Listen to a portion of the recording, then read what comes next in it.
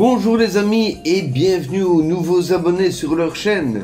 Et surtout merci pour vos retours, ça fait toujours énormément plaisir. Aujourd'hui on va faire une vidéo découverte. J'ai eu le privilège de visiter un haut lieu du patrimoine culturel et historique de l'île Maurice situé à Mapou. Et pour parfaire le tableau, ils produisent du rhum, entre autres. Ceux qui ont eu la chance de déjà le visiter l'auront certainement reconnu. Pour les autres, je vous le recommande très fortement parce que c'est vraiment quelque chose d'exceptionnel. Et je vais essayer de vous montrer pourquoi dans cette vidéo.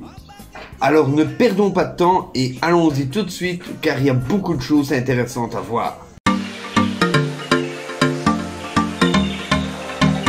Bienvenue au château de la Bourdonnais. Tout d'abord, ma petite famille et moi-même avons été accueillis par les guides du château.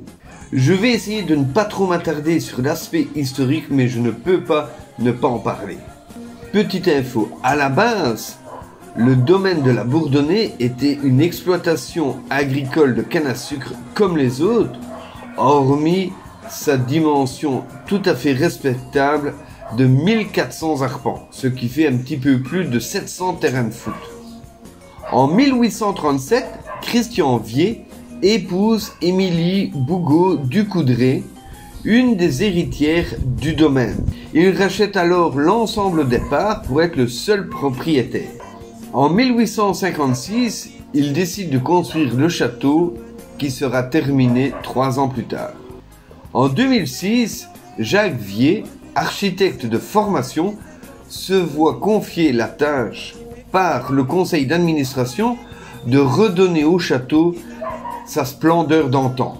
Certains papiers peints ont pu être conservés comme dans la salle à manger et d'autres ont pu être reproduits comme dans la chambre du maître de maison. D'autres ont été retrouvés derrière les miroirs et ont pu être ainsi reproduits. Cette demeure est une merveille à plus d'un titre. Que ce soit par sa décoration murale ou par son mobilier de style victorien dans la salle à manger et de style Napoléon III dans le salon, ou par la répartition des pièces de vie et ses volumes.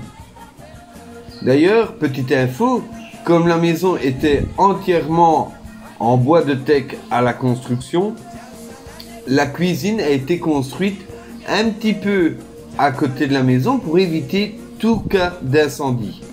Cette cuisine a été reconvertie en salle de réunion ou d'exposition suivant les demandes.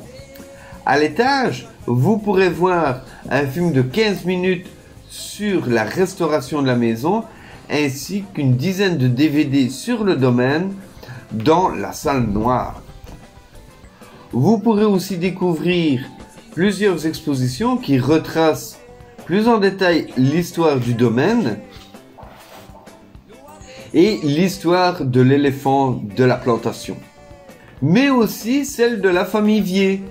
Mais la maison de la Bourdonnais n'est pas qu'une magnifique maison à visiter.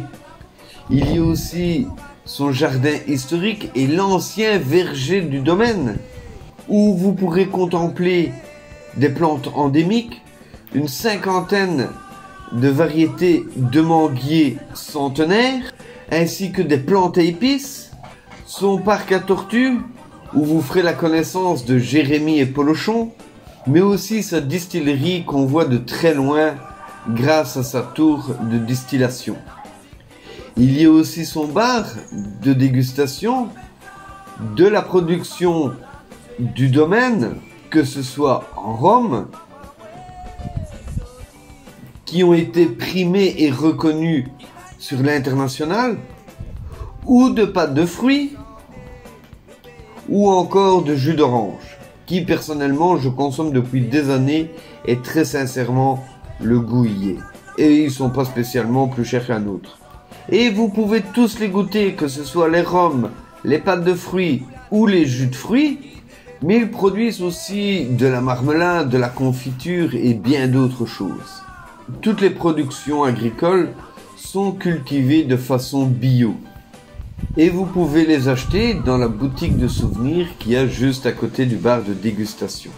Certains produits peuvent se retrouver dans des grands supermarchés comme Super U, mais pas tous. Attention, j'ai acheté un rhum et des pâtes de fruits dans la boutique de souvenirs. Et à Super U, là où je vais de temps en temps, tous les rhums ne sont pas représentés. Donc c'est pour ça que si vous avez un petit faible pour un rhum que vous avez goûté, moi je vous conseillerais de l'acheter directement sur site que d'essayer de le retrouver dans un autre commerce, puisque malheureusement c'est qui tout double. Et après tout ça, une fois qu'on a bien dégusté, il faut manger, il faut se restaurer. Et justement, à côté du bar de dégustation, il y a le restaurant où vous pourrez déguster des plats typiques. D'ailleurs, il y a aussi des services de traiteurs pour vos occasions. Le domaine de la Bourdonnais propose des services sur mesure pour tout type d'événements, que ce soit des anniversaires, des séminaires de travail, des conventions, des team building, des mariages avec la mise à disposition de marquises, avec les décorations florales, avec tout un tas de petits arrangements qui font vraiment un événement hors du commun. Mais il y a aussi des activités de groupe, comme de la dégustation à l'aveugle, ou même de la fabrication de rhum arrangé que vous pourrez reprendre chez vous et faire déguster à vos invités en leur disant « Tiens, goûte, c'est moi qui l'ai fait ». Personnellement, je conseille de prendre toute une journée pour découvrir toutes ces parties du domaine, parce que c'est très grand et il y a énormément de choses à voir. Que vous soyez féru d'histoire coloniale, admirateur d'architecture et de décoration raffinée, amoureux de la nature, curieux ou juste épicurien, je pense que cette journée vous marquera. Je tiens particulièrement à remercier toutes les personnes qui m'ont permis de vous faire découvrir ce lieu chargé d'histoire et qui continue à vivre et à évoluer.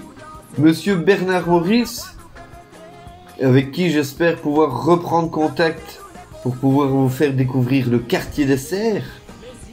Madame Ariel Pochet, qui m'a ouvert les portes du château. Et Madame Perly Gracieuse, qui était notre guide et qui nous a fait découvrir l'histoire de ce château et qui a surtout pu répondre à mes questions. Ces trois personnes avec qui je suis rentré en contact ou que j'ai pu croiser m'a fait énormément plaisir, puisque on voit vraiment à travers leur engagement et leur implication l'amour justement de leur activité. J'espère avoir pu vous partager la joie que j'ai eue à visiter ce lieu et je vous remercie de m'avoir regardé jusqu'au bout.